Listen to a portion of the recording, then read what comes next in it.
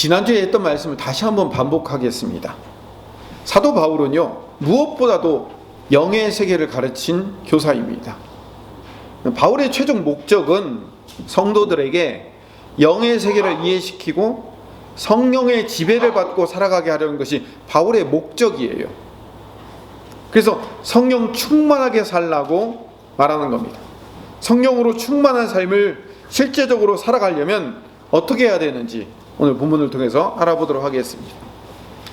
2주 전에는요, 이 세상은 보이는 세계와 보이지 않는 세계로 나뉜다고 말씀을 드렸어요. 근데 인간은 이 두 세계 사이에 모두 속한 끼인 존재라고 말씀을 드렸습니다.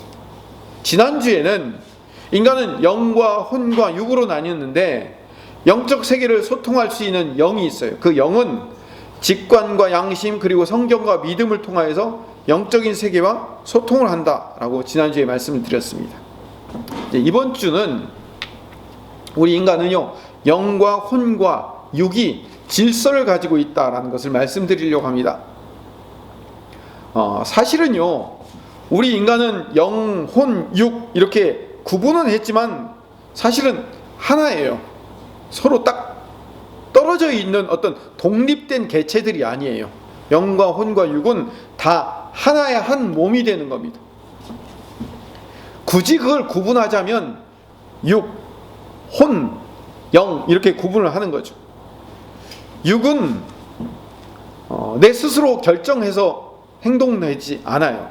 제가 오른손을 들고 싶잖아요. 그러면 생각이 너 오른손 들어라 라는 생각을 의지를 거쳐서 육체에게 전달을 하는 거예요. 그러면 제가 오른손을 들 수 있게 되는 거예요. 생각의 결정에 따라 육이 움직이고 통제가 돼야 돼요. 간질이라는 거 뭔지 아세요? 간질은 뭐냐면 내 생각과 상관없이 몸이 따로 움직이는 거예요. 병인 거잖아요. 내 생각에 몸이 통제되어야 된다고요. 마찬가지로 혼도요, 우리 생각도 영에 의해서 움직이고 통제를 받아야 됩니다. 이게 하나님이 만드신 창조의 질서예요. 영은 혼을 다스리고요, 혼은 육을 다스리게끔 창조의 질서가 구성이 되어 있는 거예요. 이 질서가 유지될 때 창세기 1장 28절의 말씀대로 하나님이 이 땅을 우리로 하여금 정복하고 다스리라는 명령을 충실히 이행할 수 있는 거예요. 자, 보세요. 하나님이 우리 인간을 다스리고 인간은 짐승을 다스리는 거예요. 이 질서, 창조의 질서가 유지되잖아요. 그런 것처럼 우리의 영이 우리 혼을 다스리고 우리 혼이 우리의 육을 다스릴 수 있는 질서가 유지돼야 되는 거예요. 이 질서가 유지되는 걸 창조의 원리에 따라 살아간다라고 말하는 거죠. 그런데 이 창조의 질서가 죄로 말미암아 깨져요. 이 죄로 말미암아 깨지면 어떻게 돼요? 이 육체가, 몸뚱어리가 생각의 지배를 받지 않게 되는 거예요. 생각과 다르게 가는 거예요. 살 얘기 또 한번 해봅시다. 거울을 보니까요, 살이 많이 쪘어요. 그래서 내 혼의 기능 중에 하나인 감정이 움직이는 거예요. 제 살이 너무 많이 쪘는데? 저러면 안 되는데? 라고 감정이 어떻게 돼요? 기분이 좋은 감정이 생겨요? 나쁜 감정이 생겨요? 내가 내 살찐 모습을 봤을 때 기분 좋은 사람이 어디 있냐고요? 나쁜 감정이 생기잖아요. 그 감정이 지성에게 얘기를 하는 거예요. 너 그러면 안 되잖아. 너 그렇게 살면 안 되지. 라고 감정이 지성을 움직이는 거예요. 그러니까 살찐 모습이 보니까 그게 보기 싫으니까 너 살을 빼야 되는 거 아니라고 감정이 지성에게 얘기하면 지성은 의지에게 말을 하는 거예요. 의지에게 뭐라고 해요? 너 이제부터 더 이상 먹지 마. 라고 육체에게 의지가 명령을 하는 거예요. 지금 제가 혼의 기능을 단계별로 설명했지만 이게 단계별로 탁탁탁 가요? 그건 아니죠. 그냥 한꺼번에 확 일어나는 거잖아요. 그렇죠? 그러나 굳이 이걸 단계별로 설명하면 감정이 지성을 움직이고 지성이 의지를 깨워서 그 의지로 하여금 내 몸에 적용시켜서 너 이제 더 이상 먹지 마, 손 대지 마, 숟가락 들지 마 라고 이야기를 하는 거예요. 그래서 육체에게 명령하면 육체가 말을 들어야 돼요? 안 들어야 돼요? 들어야 되죠. 근데 창조의 질서가 깨어진 우리 육체는요, 이 지성과 의지와 감정을 무시한 채 육체가 지 마음대로 해요. 밤에 치킨을 시켜갖고 먹고 있는, 개걸스럽게 먹고 있는 내 모습을 발견하게 되는 거예요. 이게 타락의 예예요. 우스꽝스럽지만 이게 사실인 거예요. 좀 어려운 얘기를 하나 해볼까요? 중세신학의 기틀을 마련한 사람이 토마스 아퀴나스라는 사람이에요. 이 사람이 뭐라고 얘기하냐면 타락의 결과는 질서의 파괴다라고 얘기해요. 타락하면 우리 인간, 하나님이 주신 창조의 질서가 어떻게 된다고요? 질서가 파괴되는 거예요. 영이 혼을 다스리고 혼이 육을 다스려야 되는 이 창조의 질서가 타락으로 말미암아 깨지게 되는 거예요. 그래서 타락의 본질이 뭐냐면 반역이에요. 하나님의 다스림에 대해서 반역하기 시작합니다. 반항한다고요. 이 반항하는 게 타락의 시작이에요. 선악과가 그 예라고요. 선악의 판단 기준을 누가 갖고 계셔야 돼요? 하나님이 갖고 계신 거. 이거를 선악과라고 해요. 여러분, 선악과 따먹는다는 얘기는 제가 수차례 말씀드렸지만 그냥 사과 하나 먹지 말라고 했는데 그 사과 하나 따먹었기 때문에 우리 인생들이 이 모양 이 꼴이 되었다, 그 얘기가 아니에요. 선악과라는 것은 선악의 판단 기준의 그 기준이에요. 기준을 사과 같은 모형의 열매로 만들어 놓은 거예요. 그런데 이 선악의 판단 기준은 누구만 먹어야 돼요? 누구만 갖고 있어야 돼요? 하나님만 갖고 있어야 돼요. 근데 이 선악과를 따먹겠다는 얘기는 선악의 판단 기준을 내가 먹겠다, 내가 가지겠다는 거예요. 내가 선이면 선이고 내가 악이면 악인 거예요. 그래서 선악의 판단 기준을 내가 갖고 있다는 얘기는 뭐예요? 선악과를 따먹었다는 건 하나님의 다스림, 선악의 판단 기준의 주인이신 하나님의 다스림을 벗어나겠다는 거예요. 창조 질서를 깨겠다는 거예요. 이게 뭐예요? 이게 반역이잖아요. 그렇게 반역하면 뭐가 된다고요? 타락의 결과는 질서의 파괴라고요. 타락이 시작되는 거예요. 다스림과 권위에 대한 반항과 반역이 시작되는 거예요. 하나님의 창조 질서를 거역한 결과가 우리 몸에 나타나요. 어떻게 해요? 육이 생각에 대해서 반역을 하는 거예요. 더 나아가서 우리 혼은요, 영에 대해서 반역을 하는 거예요. 오늘 본문으로 얘기를 다시 돌아가 봅시다. 7절 8절 말씀을 가봅시다. 같이 읽읍시다. 시작. 육신의 생각은 하나님과 원수가 되나니 이는 하나님의 법에 굴복하지 아니할 뿐 아니라 할 수도 없음이라. 8절. 육신에 있는 자들은 하나님을 기쁘시게 할 수 없느니라. 다시 7절로 가봅시다. 육신의 생각은 하나님과 원수가 된대요. 그래서 이 원수가 된 상태가 되면 어떻게 된다고요? 하나님의 법에 굴복하지 않는다는 거예요. 하나님의 법에 순종하지 않는 거예요. 육신이 혼을 거스리고 나는 먹지 말라고 그랬는데 지 맘대로 숟가락 들어서 계속 먹는 것처럼 혼도요, 영의 지배를 받지 않으려고 그러는 거예요. 영을 거역하는 거예요. 자, 그렇다면 반대로 구원은 뭘까요? 예수님으로 말미암은 구원은 타락으로 깨어진 질서를 회복하는 거예요. 질서가 회복되는 것, 이걸 뭐라고 얘기하면 구원이라고 부르는 거예요. 창조의 질서가 회복되는 거죠. 그래서 여러분, 성령의 열매의 끝이 뭐예요? 사랑과 희락과 화평과 오래 참음과 자비와 양선과 충성과 온유와 절제잖아요. 성령의 열매의 끝은요, 희한하게도 절제예요. 성령으로 우리가 성화되고 나면 우리의 삶의 가장 마지막 열매가 뭐라고요? 우리 삶을 통제할 수 있게 되는 거예요. 절제할 수 있게 된다니까요. 여러분, 우리 아이들의 가장 큰 문제가 뭐죠? 절제하지 못한다는 거잖아요. 여러분의 인생에서 가장 큰 문제가 뭐예요? 절제하지 못하잖아요. 내가 이거 하면 안 되는데 라고 하는 그것을 절제하지 못하는 거예요. 계속 이어져 가는 거예요. 창조의 질서가 파괴된 결과물을 여러분들이 그냥 가지고 있는 거예요. 여러분의 몸에, 여러분의 생각에, 여러분들의 삶이 즐기고 있는 그 모든 부분들 절제가 힘들잖아요. 우리 아이들을 보세요. 절제가 어려운 거예요. 공부가 뭐예요? 공부는 내가 얼마나 열심히 하는가도 중요한 거지만 내가 그 공부를 위해서 뭐 하는 거예요? 절제하는 것, 그게 가장 중요한 건데 절제가 안 되는 거예요. 왜 절제가 안 되는지 아세요? 육이 혼의 생각에 복종을 못하는 거예요. 혼은 영에 복종을 못하는 거예요. 절제는 뭐냐면 복종하는 거예요. 그래서 회복된 하나님의 나라에서는요, 육이 혼에게 완전히 복종을 해요. 혼은 영에게 완전히 순복을 할 수 있다고요. 타락 이야기로 다시 돌아갑시다. 타락은 혼과 영의 질서도 깨트려요.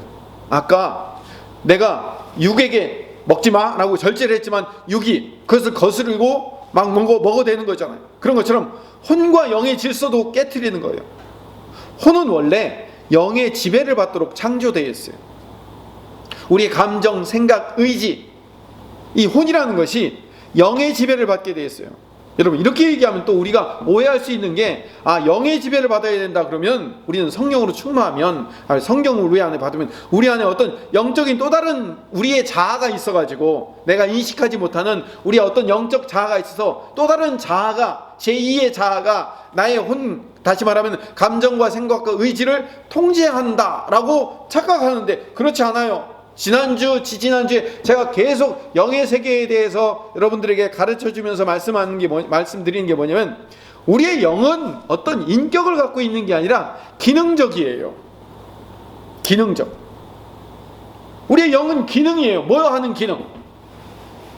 소통의 기능이 있다고 그랬잖아요, 지난주에. 또 그릇의 기능이 있다고 그랬잖아요.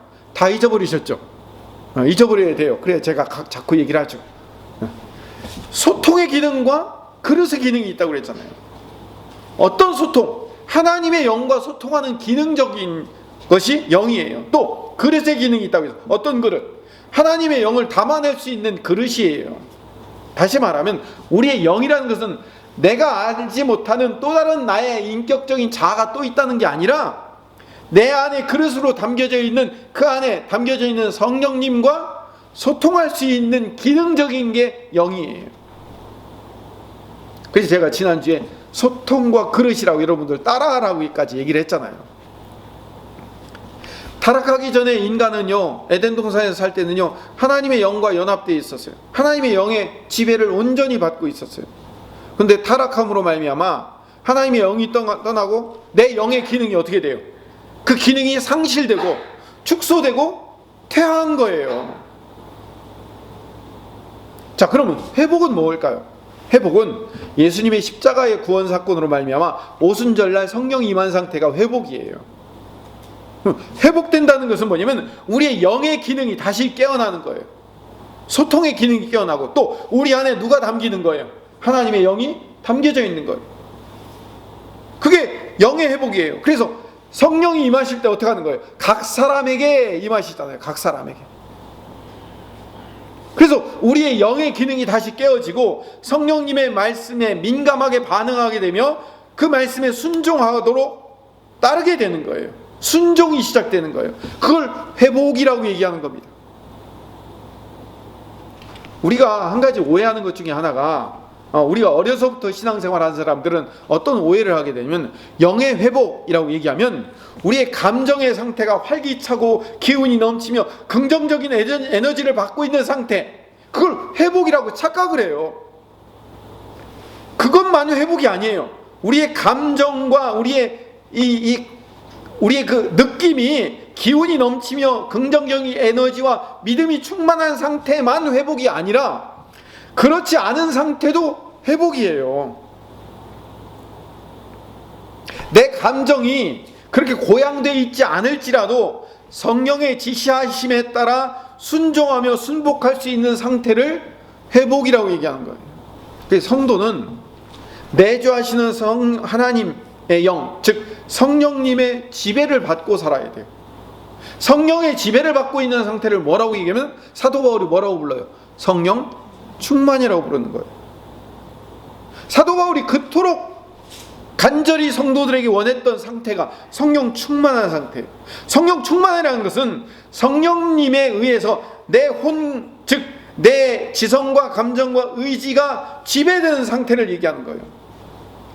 그러면 내 감정과 의지와 내 혼이 지배되는 상태라는 얘기는, 성령 충만은 내 감정만 고조된 상태만을 의미하는 게 아니에요. 내 감정이 고조되어 있지 않을지라도 내 삶의 환경과 상황과 여러 가지 여건에 문제가 생겼을 때는 내 감정이 충만하고 기뻐요? 아니면은 밑에 가라앉을 수 있어요? 가라앉을 수 있잖아요. 그렇게 내 눈앞에 있는 상황과 환경에 문제가 생겨서 내 감정이 가라앉아 있는 상태일지라도, 그래서 힘들고 지치고 나약해지고 소망이 없어 보이는 내 눈앞에 있는 상황이 있을지라도 성령 충만할 수 있는 거예요. 왜? 지금처럼 어려운 상황 속에서도 하나님이 나를 위해 일하고 계신다는 사실을 믿음으로 믿고 견디고 있는 상태가 뭐라고요? 성령 충만인 거예요. 감정이 고양된 상태만 성령 충만이 아니라 그렇게 감정이 고양되지 않았을 때도 성령 충만할 수 있는 거예요. 다시 말하면 하나님이 살아 역사하신 것 같지 않아 답답하고 힘든 현실 속에서도 그럼에도 불구하고 하나님이 나와 함께 하시며 나를 위한 선한 계획을 이루고 계신다는 사실을 믿음으로 내 입술로 고백할 때, 의지로 고백하고 있을 때 그 순간도 뭐라고요? 성령 충만한 상태인 거예요. 우리가 가끔 잘못 설명하는 사람들 때문에 성령 충만을 우리의 감정이 고양된 상태만을 성령 충만으로 오해하게 하여 우리가 그런 오해된 생각을 갖고 있을 수 있는 거예요. 물론 성령 충만하면요, 우리의 감정, 의지, 지성 모두가 하나님 앞에 고양되어 나갑니다. 그러나 때로는요, 우리의 감정이 그렇지 못한 상태에 있을 수도 있어요. 그럼에도 불구하고 믿음으로 나아갈 때 우리는 늘 성령 충만할 수 있는 거예요. 다시 오늘 본문으로 돌아갑시다. 12절부터 14절을 읽어볼까요? 시작.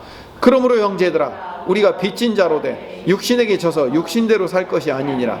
너희가 육신대로 살면 반드시 죽을 것이로되 영으로서 몸의 행실을 죽이면 살리니 무릇 하나님의 영으로 인도함을 받는 사람은 곧 하나님의 아들이라. 성도는 육신의 요구에 따라 살면 안 된대요. 영의 요구에 따라 살아야 돼요. 영은 뭐예요? 기능이라고 그랬죠. 어떤 기능? 성령님을 닮고 그 성령님과 소통하는 기능. 그러니까 영의 기능을 따른다는 것은 결국 성령님을 따른다는 얘기예요.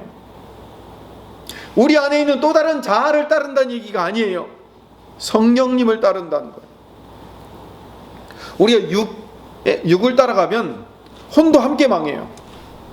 성도는 우리 영 안에 있는 성령님을 따라가야 우리의 혼이 살아나고, 우리의 혼이 살아나야 우리의 육도 살아나게 되는 거예요. 내 몸이 원하는 바대로 살아가면 안 돼요. 원망, 불평, 안일함, 게으름, 육이 원하는 감정이잖아요.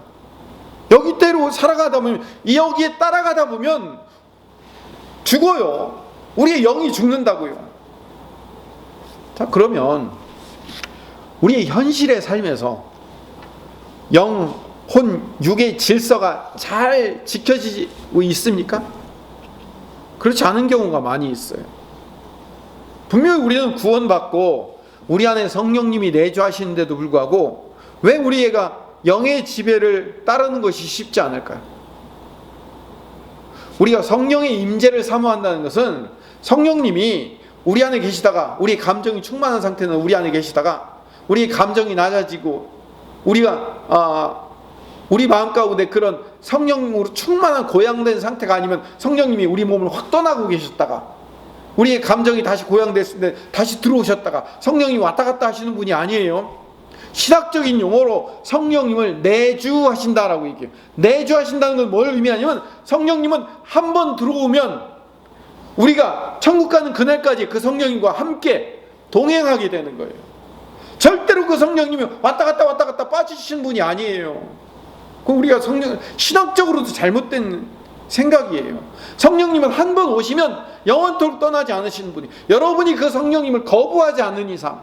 근데 왜 성령님이 내 안에 없는 것 같은 느낌이 들까요? 그 느낌이에요. 여러분의 감정이라니까요. 감정을 따르지 마세요.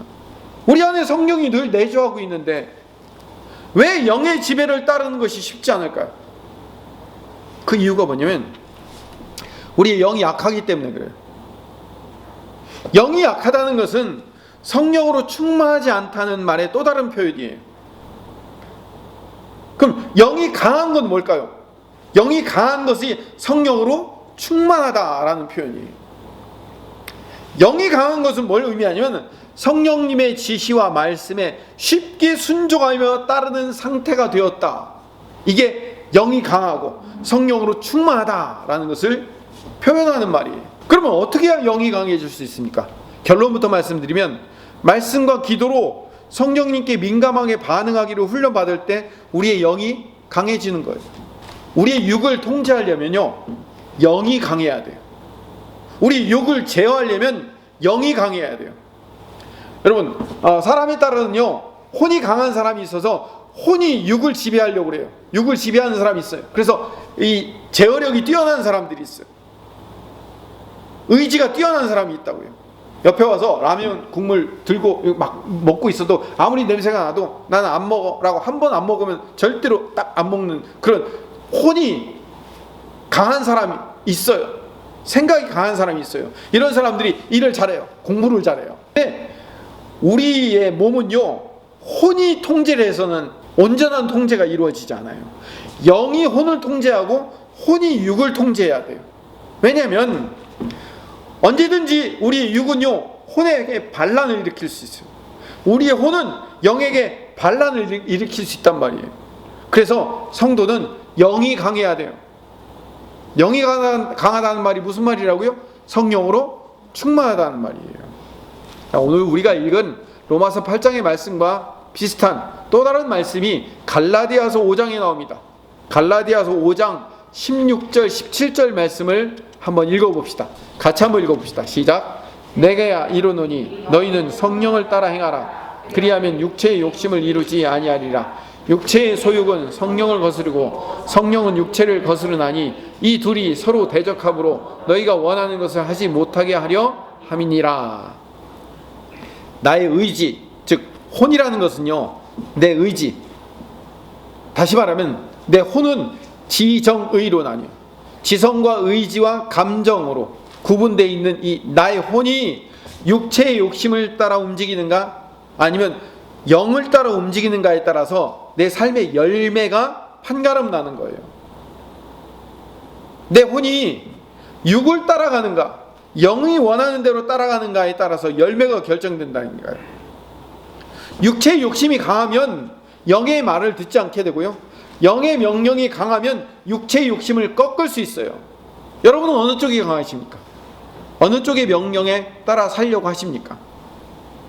그래서 오늘 본문 로마서 8장 6절의 말씀을 보면 육신의 생각은 사망이고 영의 생각은 생명과 평안이라고 얘기를 했어요.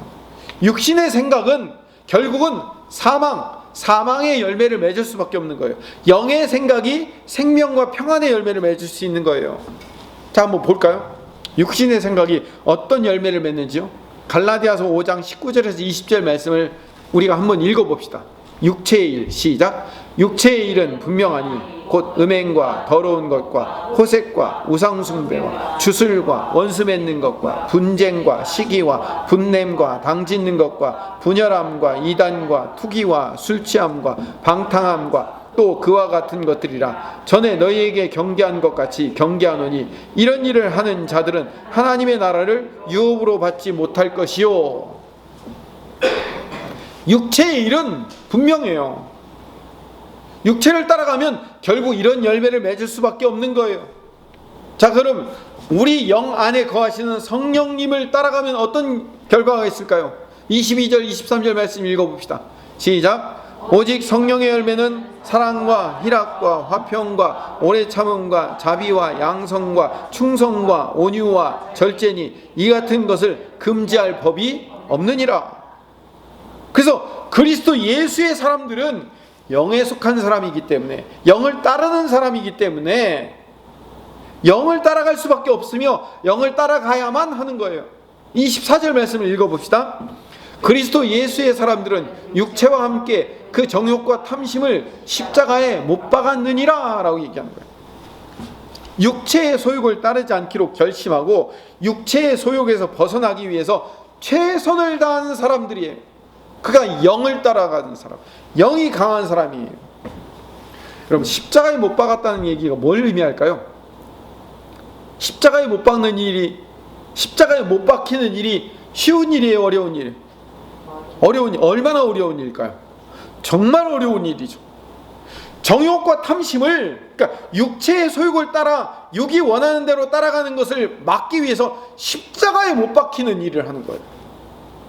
십자가에 못 박으며 아픔과 고통을 견디며 이기는 사람들이라는 그런 의미가 여기에 담겨져 있어요. 25절 봅시다. 같이 읽읍시다. 만일 우리가 성령으로 살면 또한 성령으로 행할지니, 이 말을 세 번역으로 제가 읽어보겠습니다. 우리가 성령으로 삶을 얻었으니 우리는 성령이 인도해 주심을 따라 살아갑시다. 성령이 인도해 주심을 따라 살아가는 것, 그게 영으로 살아가는 사람이에요.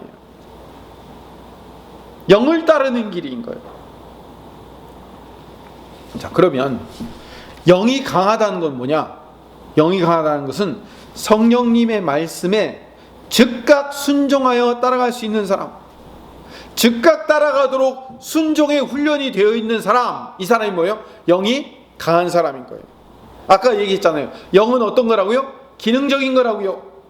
기능적인 거기 때문에 우리 안에 소통과 기능의 그릇의 역할을 감당하고 있기 때문에, 영을 따른다는 것은 우리 그릇 안에 담겨져 있는 성령님에게 민감하게 소통, 반응하여 그분을 따라가는 것이 영이 강한, 다시 말하면 성령으로 충만한 거예요. 우리의 감정이 전부가 아니에요.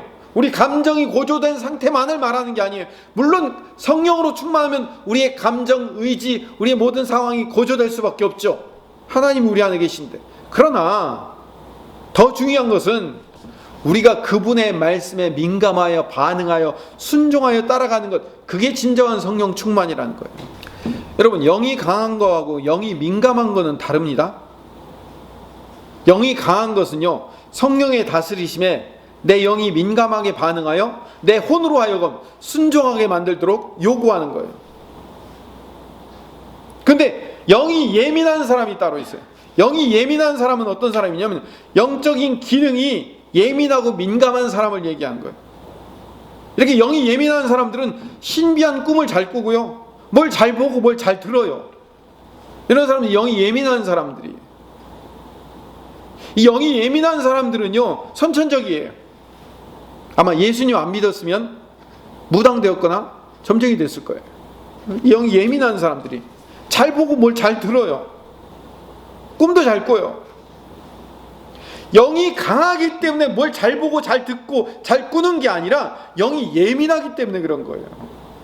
영적인 기능에 잘 반응을 할 수 있는 거예요. 여러분, 피부가 강한 것하고 피부가 예민한 것은 다른 거예요. 피부가 강한 것은 여러 가지 반응에, 여러 가지 자극에 민감하게 반응하지 않은 것을 뭐라고 얘기해요? 피부가 강하다고 얘기하는 거예요. 근데 피부가 예민한 건 뭐예요? 아주 작은 반응에도 민감하게 반응하잖아요. 이걸 뭐라고 얘기해요? 아토피라고 그래요. 아토피는요, 다른 사람들은 그냥 아무렇지도 않은데, 이 아토피에 걸린 사람은요, 아주 연약한 반응에도 민감하게 반응해서 부풀어 오르고 가렵고 딱지가 지고 긁어서, 왜? 예민하잖아요. 그런 것처럼 영적인 것에도요, 아주 작은 영적인 움직임에도 쉽게 반응하는 사람이 있어요. 원래 선천적으로 그래요. 근데 영에 강한 것은요, 영이 예민한 사람처럼 선천적으로 타고나서 영이 강한 게 아니에요. 여러분, 영이 강한 것은요, 선천적으로 타고나서 영이 강해지는 법은 없어요. 영이 강해지는 것은요, 후천적으로 훈련받아야 강해지는 거예요. 또 반복해서 말씀드립니다. 영이 강해지려면 우리 영 안에 거하시는 성령님께 내 삶의 주도권을 내어드리는 훈련을 반복할 때, 우리의 영이 성령님의 통치 아래 순복하여 훈련받을 때 우리의 영이 성령님과 더욱 가까워지며 왜? 소통의 기능이 있으니까. 우리 그릇 안에 담겨져 있는 그분과 계속 교제하는 것, 그걸 뭐라고 얘기했나? 영이 강하다. 또 다른 걸로 표현하면 성령으로 충만하다라고 얘기하는 거예요. 성령님께 속한 사람, 그분께 순종하는 사람이 영이 강한 사람이에요. 영이 예민한 사람은요, 아토피 피부를 가지고 있는 사람과 똑같아요. 영적인 사람이라고 얘기했을 때 그 영적이라는 것은 영이 강한 사람을 의미하는 거지, 영적으로 예민한 사람이 영적인 게 아니에요. 선천적으로 그냥 민감한 거예요. 이렇게 민감한 사람일수록 성령의 지배에 따라 살아가야 영이 강해질 수 있는 거예요. 영이 민감하다고 남보다 쉽게 영이 강해지지 않아요. 또 영이 민감하지 않다고 해서 남보다 영이 강해지기가 어려운 것도 아니에요. 그래서 영이 강한 사람은요, 순종하고 순복하는 훈련이 잘 돼 있어요. 육이 강한 사람은요, 반항과 반역을 잘해요. 교회에서도 가끔 일하다 보면 왜 나만 해야 되냐고 막 반항하는 사람들이 좀 있어요. 왜 나만 해야 되냐고, 왜 우리만 그런 대접을 받아야 되고, 왜 나만 해야 되냐고 항의하는 소리를 가끔 들어요. 그러면 제가 그런 얘기를 들을 때 저는 뭐라고 대답해야 될까요? 목회자인 제가, 여러분들이 그런 왜 우리만 청소해야 돼요? 라고 오세주 집사님이 어느 날 얘기를 했어요. 오 집사님이 매주 청소를 하셔요. 매주. 근데 왜 우리만 해야 돼요? 라고 오 집사님이 반항을 했어요. 물론 한 번도 반항을 하신 적이 없어요. 만약 그렇게 반항을 하면 제가 뭐라고 얘기해야 될까요? 당신이 그 일을 해야 되고 당신밖에 할 사람이 없기 때문에 그런 겁니다. 그 말에 순종해야 돼요. 감당할 수 있을 때까지 하면 되는 거예요. 여러분, 교회는요, 신앙이라는 것은요, 공정과 정의를 외치는 것이 아니에요. 공정과 정의는 어디 가요? 그건 정치한테 가세요. 정치한.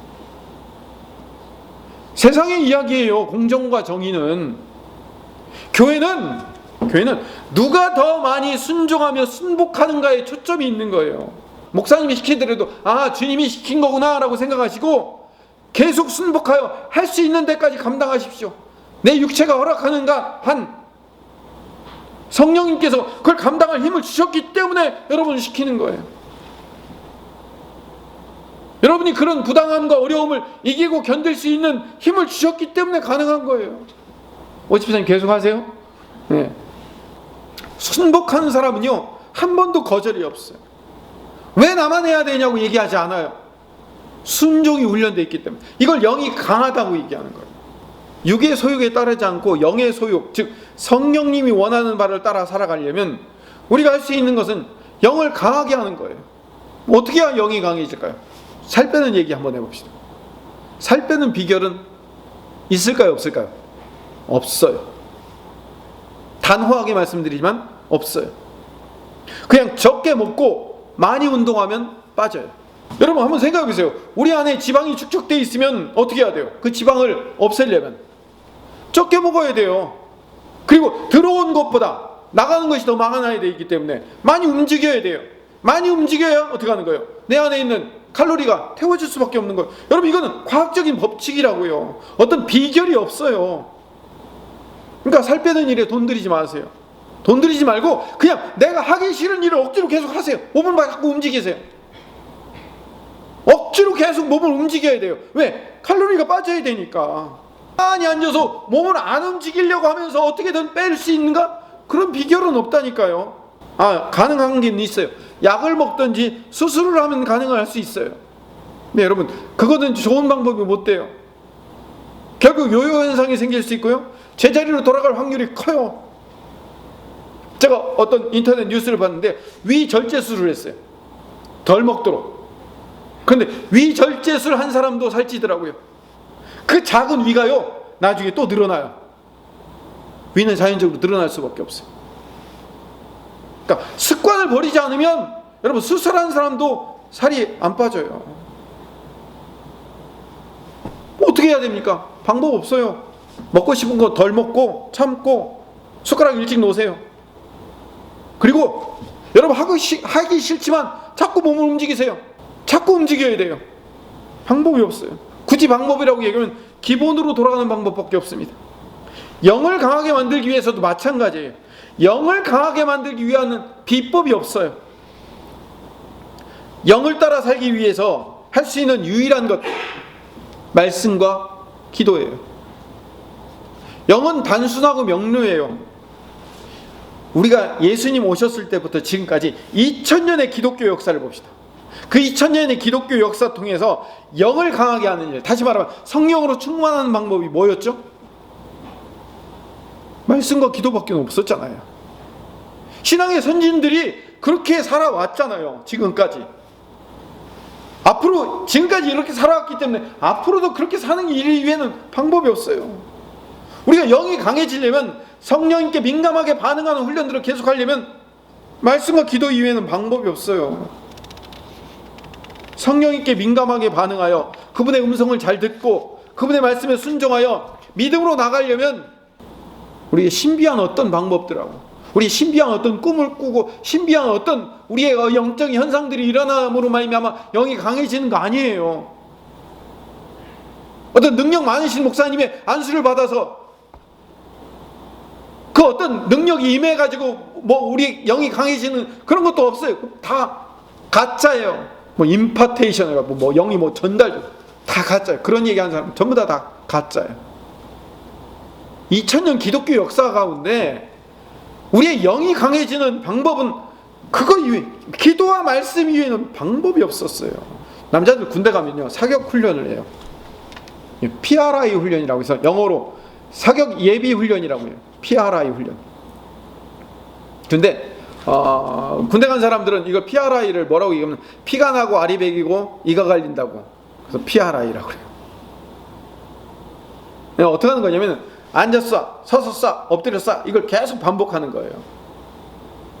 앉았어, 엎드려 쏴, 서서 쏴, 계속 이거를 계속 반복하고, 여러분 앉았다 일어났다 엎드렸다 앉았다 일어났다 엎드렸다 한번 해보세요. 어떻게 될까요?